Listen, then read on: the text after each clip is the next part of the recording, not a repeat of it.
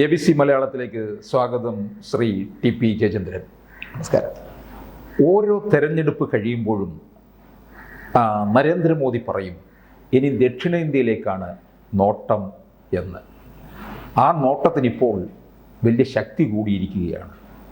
ഇനിയും കേരളവും തമിഴ്നാടും ഒക്കെ പ്രധാനമായിട്ടും നോട്ടമിട്ടിരിക്കുന്നു. കേരളം 2026 അതിപ്രധാനമായിട്ടും വലിയ മുന്നേറ്റം ഉണ്ടാകും എന്നുള്ള പ്രതീക്ഷയിൽ തന്നെയാണ് പ്രവർത്തനങ്ങളുമായിട്ട് മുമ്പോട്ട് പോകുന്നത്. ഇത് എത്രത്തോളം വരെ എത്തും എന്നുള്ളതാണ് 2026. ആ പ്രതീക്ഷയും പ്രത്യാശയും പൂർത്തീകരിക്കുന്ന തരത്തിലാണ് കേരളത്തിലെ പൊതുജനത്തിൻ്റെ പ്രതികരണം നമ്മൾ കാണുന്നത്. 2016 ഏതാണ്ട് 10% വോട്ട് വിഹിതമുണ്ടായിരുന്ന കേരളത്തിൽ ഇന്ന് 2024 തെരഞ്ഞെടുപ്പ് കഴിയുമ്പോൾ അത് ഒരു പൊളിറ്റിക്കൽ പാർട്ടിയുടെ, പ്രത്യേകിച്ച് ഒരു മൂന്നാം കക്ഷിയുടെ ഏറ്റവും വലിയ ത്രസ്റ്റ് പോയിന്റ് എന്ന നിലയ്ക്ക് അത് 20% ക്രോസ് ചെയ്യുക എന്നുള്ള ഒരു ഭഗീരഥ പ്രയത്നമായിരുന്നു പാർട്ടിയുടെ മുമ്പിൽ ഉണ്ടായിരുന്നത്. വളരെ വിജയകരമായി പാർട്ടി അത് പൂർത്തിയാക്കുകയും തൃശ്ശൂർ ഒരു MP സ്ഥാനം 2 മുന്നണികളോടും വെല്ലുവിളിച്ചുകൊണ്ട് തന്നെ പിടിച്ചെടുക്കാനും സാധിച്ചു.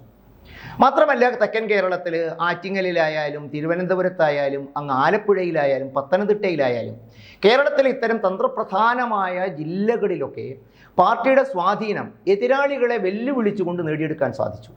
ഇതിന് ശേഷം നടന്ന രാഷ്ട്രീയ നിരീക്ഷണങ്ങളിൽ 2 മുന്നണിക്കാരും അത്ഭുതത്തോടെയും പേടിയോടെയും സൂചിപ്പിച്ച കാര്യം കേരളത്തിലെ BJPയുടെ അവരുടെ ഭാഷയിൽ പറഞ്ഞാൽ അപകടകരമായ വളർച്ചയായിരുന്നു.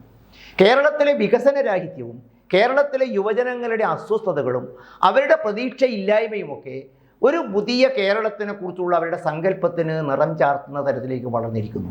വികസിത ഭാരതത്തോടൊപ്പം തളരുന്ന കേരളമല്ല യുവ കേരളം പ്രതീക്ഷിക്കുന്നത്. ഭാരതത്തിൻ്റെ വികസനത്തോട് ചേർന്ന് നിൽക്കുന്ന നരേന്ദ്രമോദിയുടെ നേട്ടങ്ങളെ വളരെ പോസിറ്റീവായി കാണുന്ന യുവജനതയും പാർശ്വവൽക്കരിക്കപ്പെട്ടവരും വനിതാ സമൂഹവും കർഷകരുമൊക്കെ തന്നെ രാജ്യമെമ്പാടും നടക്കുന്ന വലിയ നേട്ടങ്ങളെക്കുറിച്ചുള്ള അവരുടെ പ്രതീക്ഷകൾ കേരളത്തിന് മാത്രമായിട്ട് ഇനി മാറി നിൽക്കാൻ സാധിക്കില്ല എന്നുള്ളതും ഞങ്ങളൊരു മാറ്റത്തിനു വേണ്ടി തയ്യാറെടുത്തിരിക്കുന്നു എന്ന ധീരമായ പ്രഖ്യാപനമാണ് കേരളത്തിൽ ഇപ്പോഴത്തെ രാഷ്ട്രീയ സ്ഥിതി വിശകലനം ചെയ്യുമ്പോൾ നമുക്ക് ബോധ്യപ്പെടുന്നത്. അതുകൊണ്ട് മോദിയുടെ പ്രവചനങ്ങൾ, മോദിയുടെ പ്രതീക്ഷകൾ, പ്രത്യാശകൾ അസ്ഥാനത്തല്ല. കേരളം അതിനോടൊപ്പം കൃത്യമായിട്ട് ചുവട് വെച്ച് നീങ്ങുന്ന കാഴ്ചയാണ് നമ്മൾ കണ്ടുകൊണ്ടിരിക്കുന്നത്. ഈ 2024 ലോക്സഭാ തെരഞ്ഞെടുപ്പിലെ ഇപ്പോൾ CPMൻ്റെ ഈ ഒരു വോട്ടിൻ്റെ ഒരു ബാങ്കാണ് ഈ ഈഴവ സമുദായം. അതിലൊരു വിള്ളൽ വീഴ്ത്തിക്കൊണ്ട് ഈഴവ വിഭാഗത്തിൽ നിന്നുള്ള വോട്ട് BJPയിലേക്ക് വന്നു. അതുപോലെ പരമ്പരാഗതമായിട്ട് ഈ ക്രൈസ്തവരുടെ വോട്ട് കോൺഗ്രസിനാണ് പോയിക്കൊണ്ടിരിക്കുന്നത്. അതിൽ ഇപ്പോൾ കുറേയധികം വിള്ളൽ വീഴ്ത്താനും കഴിഞ്ഞിട്ടുണ്ട് എന്നുള്ളൊരു പ്രതീക്ഷയിലാണ് BJP നിൽക്കുന്നത്. അത് പൂർണ്ണമായിട്ടും പ്രാവർത്തികം ആകുമോ? ഇപ്പോൾ രാഷ്ട്രീയ കേരളം വിശകലനം ചെയ്യുമ്പോൾ പണ്ടും ഇടതുപക്ഷത്തിന് വോട്ടുകളിൽ കുറവുണ്ടായിട്ടുണ്ട്. ചില കാലങ്ങളിൽ ഇടതുപക്ഷത്തിന് വോട്ടുകൾ നഷ്ടപ്പെടുകയും മറ്റ് ചില കാലഘട്ടങ്ങളിൽ ഐക്യ ജനാധിപത്യ മുന്നണിക്ക് വോട്ടുകൾ നഷ്ടപ്പെടുകയും ഉണ്ടായിട്ടുണ്ട്. പക്ഷേ പണ്ടുണ്ടായിരുന്ന ഷിഫ്റ്റ് എന്ന് പറയുന്നത് ഇടതുപക്ഷത്തിൽ നിന്ന് നഷ്ടപ്പെടുന്ന വോട്ടുകൾ വലതുപക്ഷത്തേക്കും വലതുപക്ഷത്ത് നിന്ന് നഷ്ടപ്പെടുന്ന വോട്ടുകൾ ഇടതുപക്ഷത്തേക്കുമായിരുന്നു. പക്ഷേ സമീപകാലത്ത് കേരളം ദർശിക്കുന്നത് ഇടതു മുന്നണിയിൽ നിന്നും വലതു മുന്നണിയിൽ നിന്നും ഭീമമായ അളവിൽ വോട്ടുകൾ ചോരുകയും അത് ഭാരതീയ ജനതാ പാർട്ടിയിലേക്ക് അത്ഭുതകരമായോ അവിശ്വസനീയമായ തരത്തിൽ ചേക്കേറുന്ന കാഴ്ചയാണ്. അപ്പോൾ നോക്കൂ, ഈ അടുത്ത് നടന്ന തെരഞ്ഞെടുപ്പ് നിലമ്പൂർ വലിയ പ്രതീക്ഷയൊന്നും BJPക്ക് സംഘടനാ തലത്തിൽ ഇല്ലാതിരുന്ന ഒരു കൊച്ചു നിയോജക മണ്ഡലമാണ്. ആ നിയോജക മണ്ഡലത്തിൽ ഇരു മുന്നണികൾക്കും വിജയിച്ചവർക്കും തോറ്റവർക്കും വോട്ടുകൾ ഗണ്യമായി നഷ്ടപ്പെടുമ്പോൾ അവിടെ ഗണ്യമായ വർധനവുണ്ടാക്കിയ ഒരേ ഒരു മുന്നണി എന്ന് പറയുന്നത് BJPയും അല്ലെങ്കിൽ NDA ആണ്. ഇത് കേരളത്തിൻ്റെ മനസ്സ് വായിച്ചെടുക്കാൻ നമ്മളെ പര്യാപ്തമാക്കുന്നു.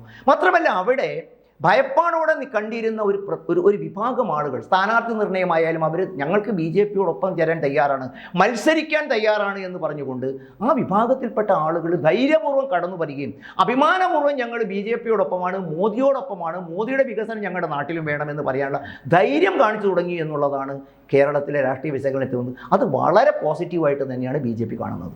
അല്ല, തദ്ദേശ തെരഞ്ഞെടുപ്പിൽ അത് ഈ പറഞ്ഞ കാര്യങ്ങൾ ഇത്തരത്തിലുള്ള ഈഴവ വോട്ടുകളിലോ അല്ലെങ്കിൽ ക്രൈസ്തവ വോട്ടുകളിലോ കൂടുതൽ സമാഹരിക്കാൻ കഴിയുമോ? കാരണം നമുക്കറിയാം എപ്പോഴും തദ്ദേശം, നിയമസഭ, ലോക്സഭ ഇത് മൂന്നും കേരളത്തിൽ വ്യത്യസ്തമായിട്ടാണ് പൊക്കൊണ്ടിരിക്കുന്നതൊക്കെ തന്നെ. താങ്കൾ സൂചിച്ചത് വളരെ ശരിയാണ്. ഈ മൂന്ന് പാറ്റേൺ ആണ് ജനങ്ങളുടെ പ്രതികരണം പറയുന്നത്. തദ്ദേശ സ്വയംഭരണ സ്ഥാപനങ്ങളുള്ള മനോഭാവമല്ല നിയമസഭാ തെരഞ്ഞെടുപ്പ് കാണിക്കാറ്. നിയമസഭാ തെരഞ്ഞെടുപ്പിനോടും തദ്ദേശ സ്വയംഭരണത്തിലും ജനങ്ങൾ കാണിക്കുന്ന മനോഭാവമല്ല, അവരുടെ പാറ്റേൺ അല്ല അവർ ലോക്സഭയിൽ കാണിക്കാറുള്ളത്.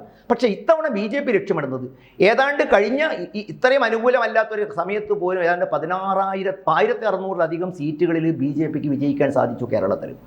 സമീപകാലത്ത് പ്രത്യേകിച്ച് പുതിയ അധ്യക്ഷൻ, പുതിയ ടീമൊക്കെ വന്നപ്പോൾ ഏറ്റവും നമ്മൾ ഫോക്കസ് ചെയ്യുന്നത് വരുന്ന തദ്ദേശ സ്വയംഭരണ സ്ഥാപനത്തിലെ തെരഞ്ഞെടുപ്പുകളിൽ കേരളത്തിലെ ഏറ്റവും വലിയ ഒറ്റക്കക്ഷിയായി മാറാനുള്ള ആസൂത്രണവും അതിനുള്ള ഇംപ്ലിമെൻറ്റേഷൻ പ്രവർത്തനങ്ങളും വളരെ വിജയകരമായി പൂർത്തിയാക്കിക്കൊണ്ടിരിക്കുന്നു.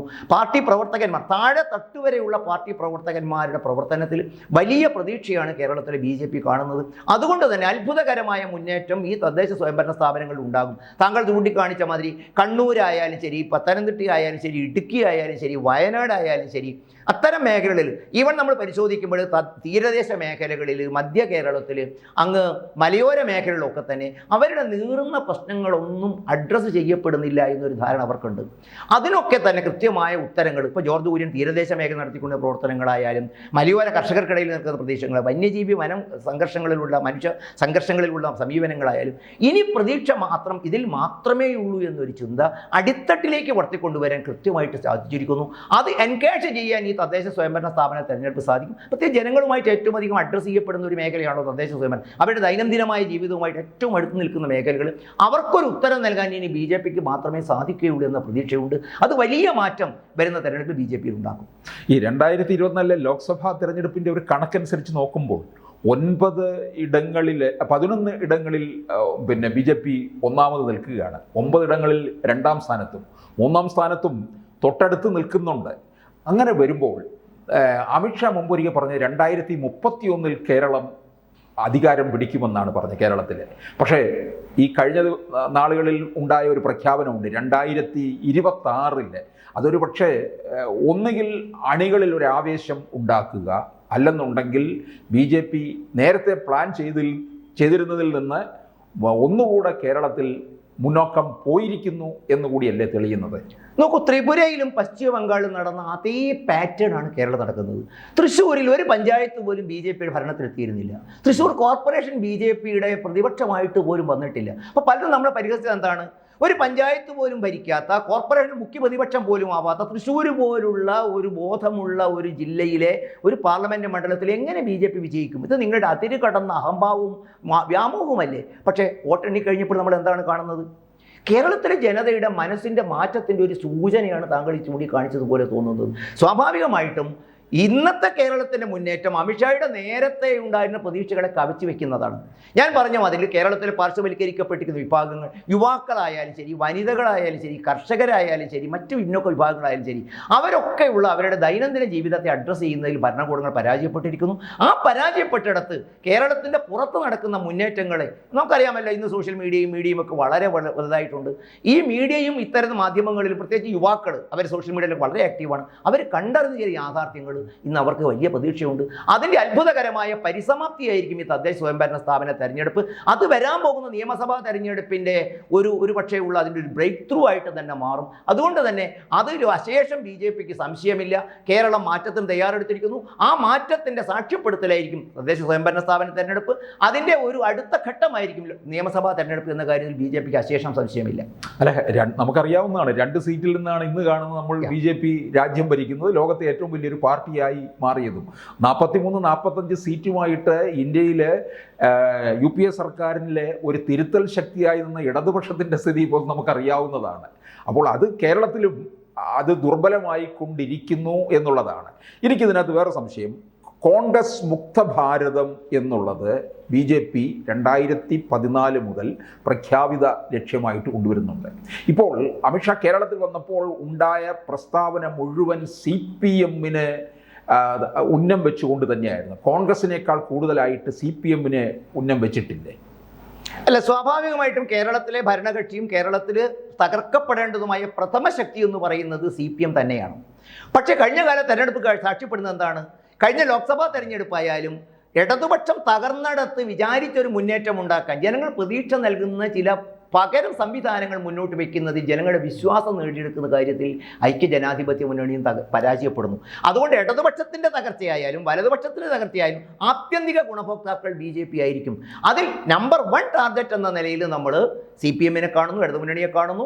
രണ്ടാമത്തെ ടാർഗറ്റ് എന്ന നിലയിൽ നമ്മൾ കേരളത്തിലെ കോൺഗ്രസിനെ കാണുന്നു. രണ്ട് മുന്നണിക്കകത്തും തകർച്ചയെ അവർ അഭിമുഖീകരിക്കുകയാണ്.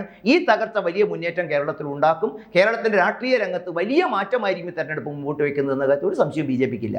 അല്ല, ഈ 2026 കാര്യത്തിൽ ജനത്തിനൊരു വലിയ ആശങ്കയും ഒരു മുൾമുനയിലുമാണ് നിൽക്കുന്നത്. പിണറായി വീണ്ടും അധികാരത്തിൽ വരുമോ എന്നുള്ള ഒരു വല്ലാത്ത ആശങ്കയുണ്ട്. അതിനോടൊപ്പം തന്നെ കോൺഗ്രസിൻ്റെ സ്ഥിതി കേരളത്തിൽ എന്താകും എന്നുള്ളതും.